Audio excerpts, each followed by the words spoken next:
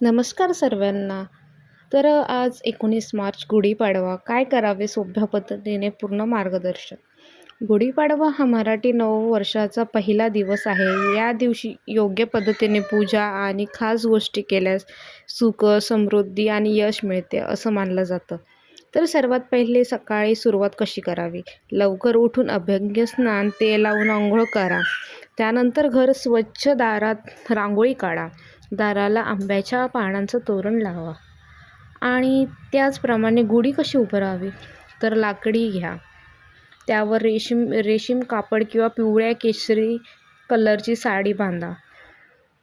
त्यानंतर वर तांब्याचा चांदीचा लोटा कलश ठेवा. नीमची पाने लावा. साखरेच्या गाठी लावा. गुढी घराच्या उजव्या बाजूला उभी करा आणि त्याचप्रमाणे त्या गुढीची पूजा कशी करावी?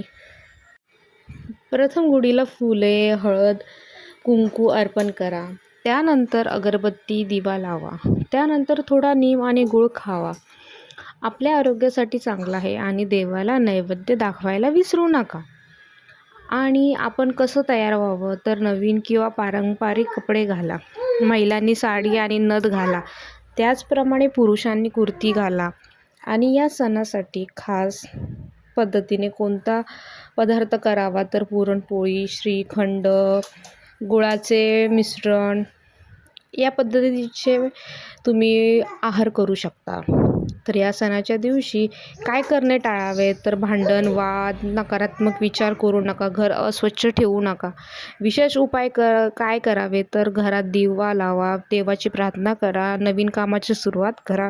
खूप शुभ मानलं जातं. आय होप तुम्हाला हा व्लॉग आवडला असेल. तुम्ही गुढीपाडवा कसा साजरा केलात ते कमेंटमध्ये नक्की सांगा आणि माझ्या चॅनलला लाईक, शेअर आणि सबस्क्राईब करायला विसरू नका आणि अशा नवीन व्हिडिओसाठी मला कमेंट्स जरुरी करा.